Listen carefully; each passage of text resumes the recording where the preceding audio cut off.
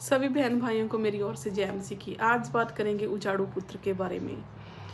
लूका 15 उसकी 11 के बारे में बात करेंगे। पहले मैं ये बता दूं कि ये पैराबल यीशु मसीह ने हमें क्यों दिया, क्योंकि जो फरीसी और जो शास्त्री थे वह कुड़कुड़ाने लगे थे कि यह तो चुंगी लेने वालों के साथ बैठता है, ये तो पापियों के साथ बैठता है।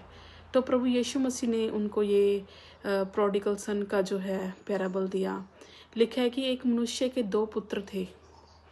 एक पुत्र ने अपने पिता से उसके जीते जी जो है संपत्ति मांग ली। प्रैक्टिकली वो पिता को ये कह रहा था कि मैं तेरे मरने की वेट नहीं कर सकता, मुझे मेरा हिस्सा दे ताकि मैं जाकर जो है अपने जीवन को अपनी मर्जी से, अपने हिसाब से अपने जीवन को व्यतीत कर सकूं। पिता ने विदाउट उसे कोई क्वेश्चन किए, विदाउट उसे कोई सवाल किए, विदाउट उसे कंट्रोल करते हुए पिता ने लिखा है कि उसको उसकी संपत्ति बांट दी। और वो बेटा उस संपत्ति को लेकर दूर देश में चला गया ताकि वहाँ पे जो वो अपने जीवन को पाप में बिता सके। जो उसने अपना पैसा था जो वेश्याओं के ऊपर जो था उड़ा दिया था। वह दूर देश में इसलिए गया ताकि कोई उसको वहाँ पे देखने वाला ना हो, उसके बुरे कामों को कोई जज करने वाला ना हो, उसे कोई वचन में से बताने वाला ना हो, ताकि वो उसके काम हैं जो वो जाहिर उसके ऊपर ही जाहिर ना हो। और वो लिखा है कि जब उसका पैसा सब खत्म हो गया तो उस देश में जो था अकाल पड़ा और उसके पास खाने के लिए भी कुछ ना बचा। ये जो यहाँ पे अकाल की बात की जा रही है, ये ना केवल पैसे का अकाल उस देश में पड़ा था, यह इस बंदे के लिए इसकी जो स्पिरिचुअल लाइफ है उसका भी, जो इसकी मानसिक स्थिति थी परमेश्वर के साथ, उसमें भी क्या पड़ गया था, अकाल पड़ गया था। और जब इसके पास खाने के लिए कुछ ना बचा तो उस देश में वह यह एक इंसान के पास गया जिसने अब इसको सूरों को चराने के लिए, सूरों की देखभाल करने के लिए अपने फार्म में भेज दिया। जब वह वहाँ गया, जब इसके पास कुछ खाने को ना बचा तो यह सूरों का भोजन खाता।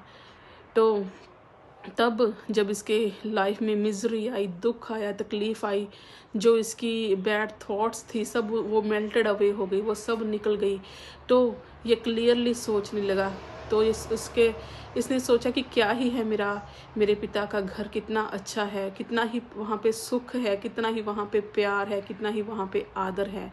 यही नहीं कि उसने सोचा कि वहाँ पे मुझे पैसा मिलेगा, जो दौलत मिलेगी। लिखा कि मेरे पिता के घर में आराम है।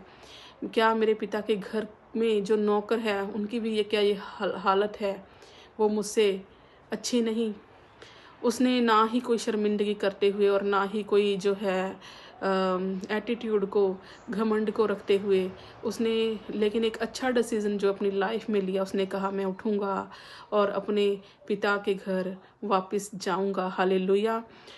ये आज फ़र्क नहीं पड़ता कि हम कितनी दूर खुदा के साथ अगर हो जाए, निकल आए, लेकिन जब हम डिसाइड करते हैं कि हम वापस जाएंगे, ऐसा समय आता है कि लोग जब चर्चिस से दूर हो जाते हैं, बाइबल स्टडीज़ से दूर होते हैं, वर्शिप से दूर होते हैं, प्रेयर से टूट जाते हैं, कितने भी खुदा से जब हम हैं डिस्टेंस में क्यों ना हो जाएं, दूर क्यों ना हो जाएं, लेकिन उठिए, आज हमें उठना चाहिए और जो है पिता के पास वापस लौटना चाहिए।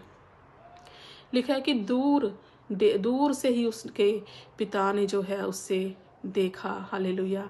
इसका मतलब है उसका पिता आंखें बिछाकर जो है उसका इंतज़ार कर रहा था। ही वॉज वेटिंग ईगरली ना।